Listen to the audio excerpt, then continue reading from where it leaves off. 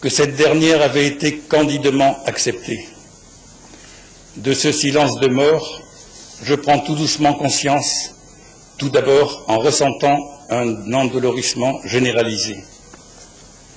Et ce silence persistant, étouffant, d'une neutralité impitoyable, pas le moindre soupir, aucune plainte ni gémissement qui pourrait me suggérer une présence de vie, d'une autre vie que la mienne que je viens de récupérer. Dans mon état semi-comateux, je réapprends les gestes élémentaires, faisant l'inventaire de ce qui veut bien fonctionner. Voilà, je suis vivant mais aveugle. Être en vie m'est tellement agréable que je m'accommode fort bien pour l'instant de la perte de la vue. Donc je suis en vie, tout va très vite maintenant. À quatre pattes, et avec 1000 précautions, je me dirige vers une vague lueur qui filtre à travers ma paupière droite. Je suis enfin dehors. Pour le coup, je me redresse et c'est là que je prends conscience des fortes vapeurs d'essence. Voilà, l'avion n'a pas explosé dans le choc, mais cela ne saurait tarder.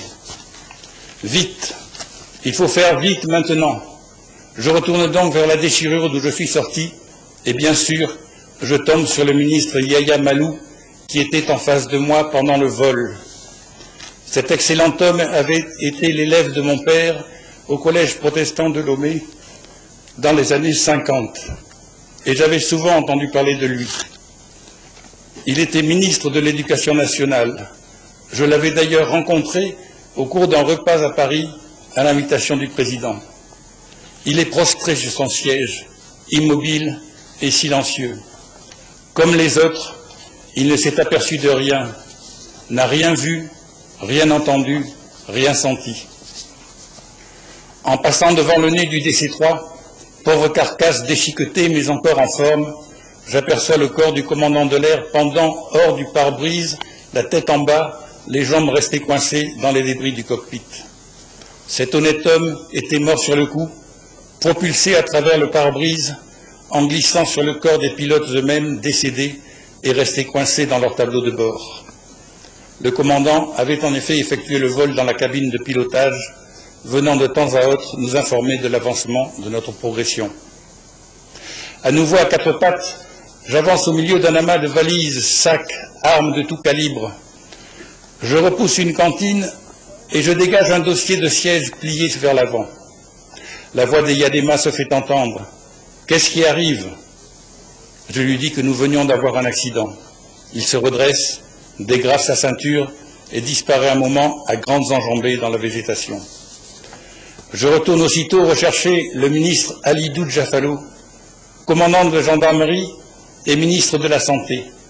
Il était aux côtés du président pendant le vol, il se plaint de l'épaule.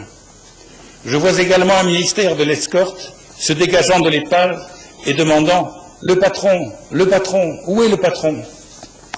C'est à ce moment seulement qu'arrivent en pleurant les quelques personnes qui devaient accueillir le président Eyadema à son arrivée.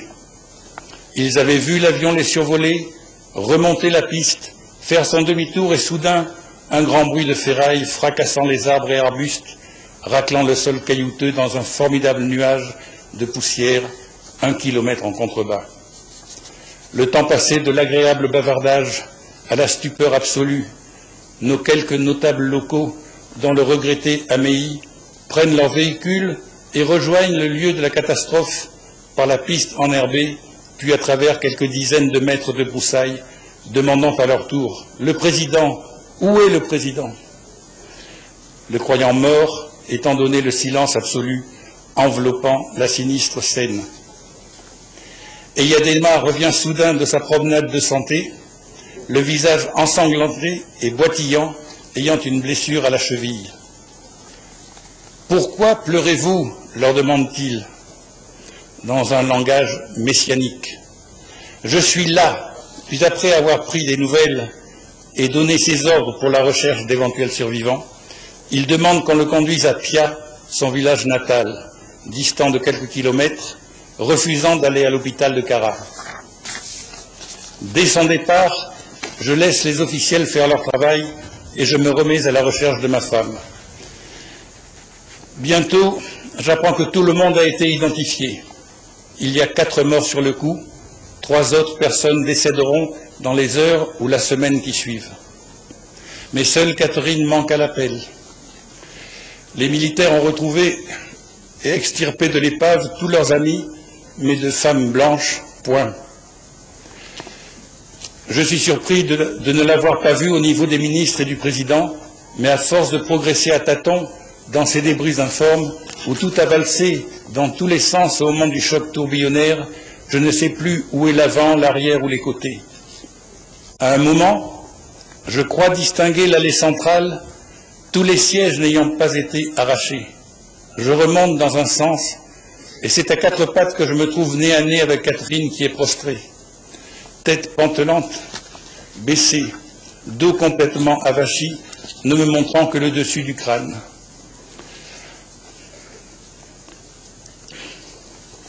Avec 1000 précautions et plein d'appréhension quant au résultat de mon geste, je lui repousse très légèrement l'épaule gauche en arrière. Cela lui arrache un soupir, puis la lancinante question. Qu'est-ce qui arrive? Je lui donne la même évidente réponse qu'aux autres. Comme eux, elle ne s'est aperçue de rien et attendait dans un état de choc, inanimé, sans réaction. Aussitôt, elle a une pensée pour Delair, la seule personne qu'elle connaissait un peu à bord. Petit à petit, par un miracle, comme seule la brousse africaine peut en produire, tout le monde est évacué vers l'hôpital de Kara. Triste spectacle. Dans la nuit, des délégations se succèdent. Venues par la route de Lomé, la nouvelle de l'accident s'étant répandue comme une traînée de poudre. D'abord, messieurs Laclé et Mivédor, 2 barons du régime, puis quelques fortes nanabens, ces riches négociantes en tissus, régnant en maîtres sur le grand marché de Lomé et le commerce en général. Les uns et les autres ne font que passer, leur intérêt principal se portant sur le président Eyadema, nous les dirigeons vers Pia. Voilà l'histoire de Sarakawa, telle qu'elle s'est passée en cette journée du 24 janvier 1974. Je vous remercie.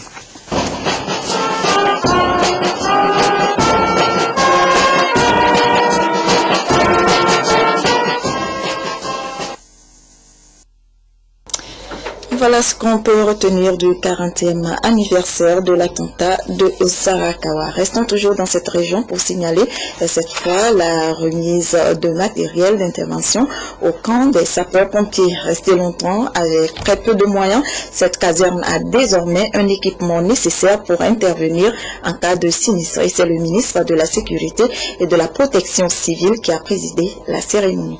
Nestor Mouzo.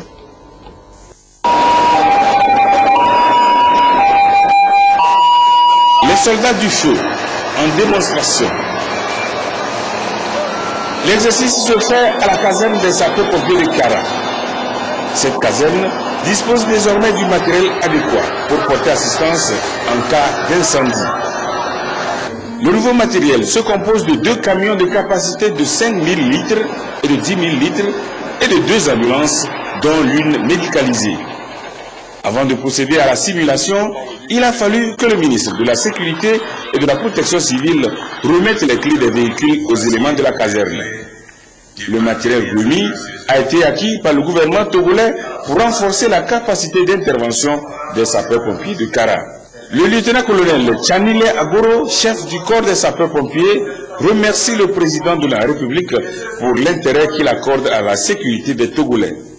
Remerciements réitérés par le ministre de la Sécurité et de la Protection civile. Je dis encore une fois merci. Je suis le premier bénéficiaire et je ne peux pas vous exprimer quelle est ma joie devant ce don, cet équipement. C'est un matériel qui va nous pousser loin. J'ai dit tout à l'heure, en attendant que le gouvernement nous construise des casernes dans les chefs-lieux de région, s'il y a un problème dans une des préfectures environnantes, ce matériel, je crois, va répondre avec beaucoup plus d'efficacité. C'est du matériel de nouvelle génération. Vous avez vu tout à l'heure le jet qui va à plus de 15 mètres de hauteur. Je crois que ça peut nous aider à être plus efficace. sur le terrain. Il n'y a pas longtemps, la caserne des sapeurs-pompiers de Kara était envahie par les herbes. Elle vient de faire sa toilette. À ce nouveau look vient s'ajouter un nouveau matériel roulant. D'une poignée d'éléments au départ, ce qu'en compte aujourd'hui plus d'une centaine de soldats du feu.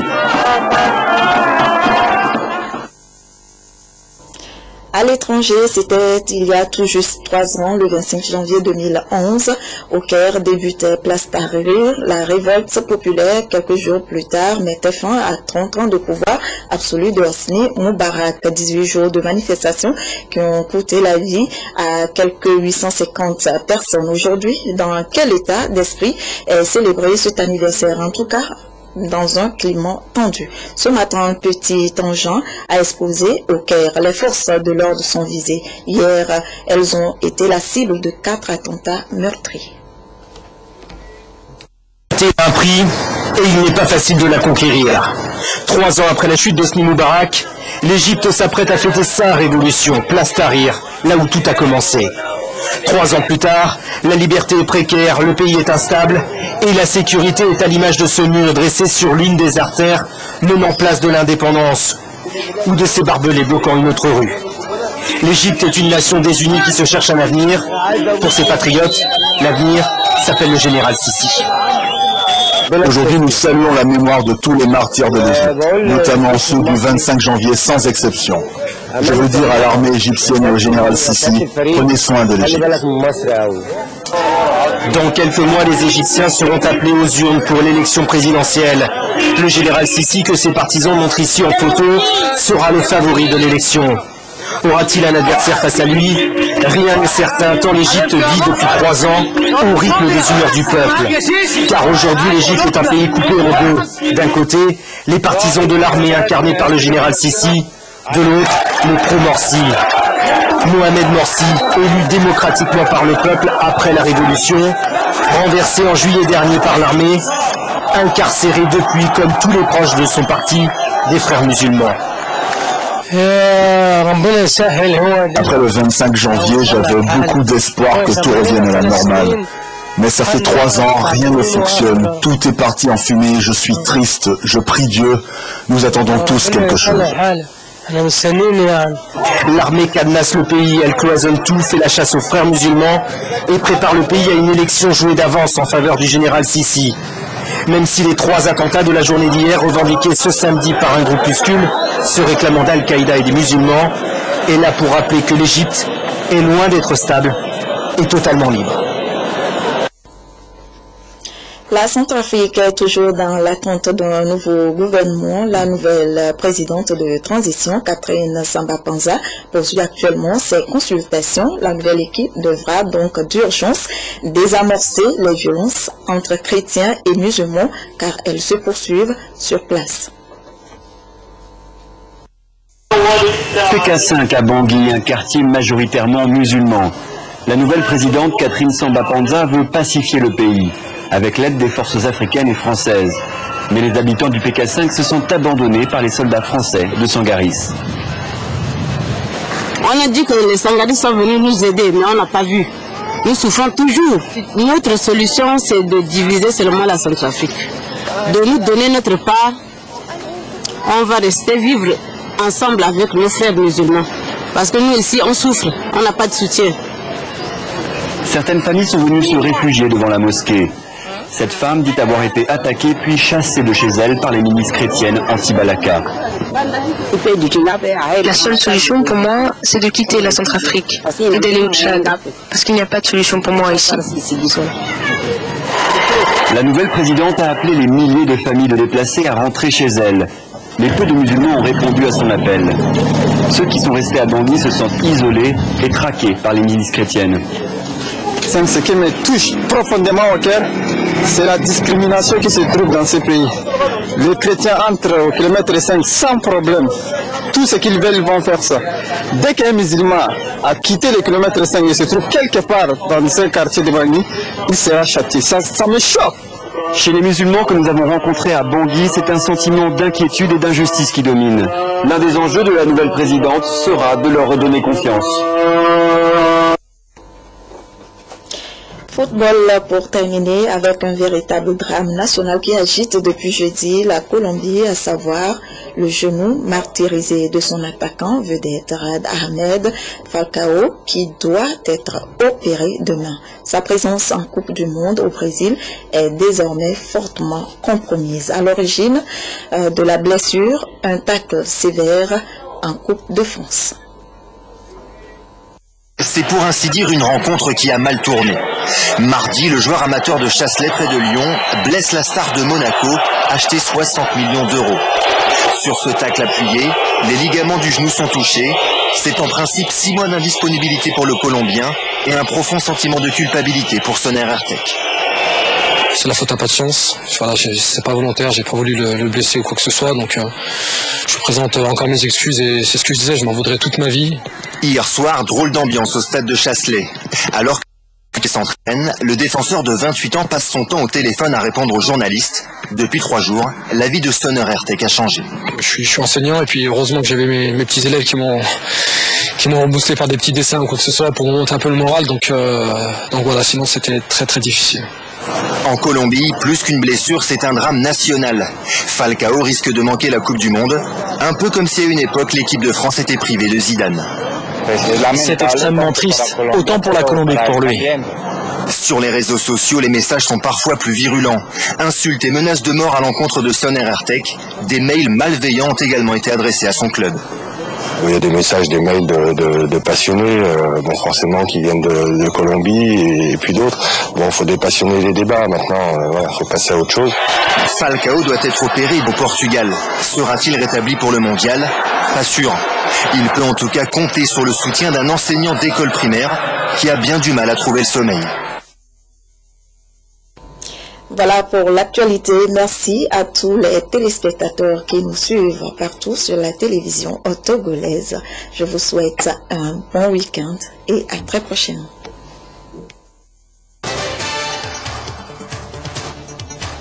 Prières et dépôt de gerbes ont marqué le 40e anniversaire de l'attentat de Sarakawa.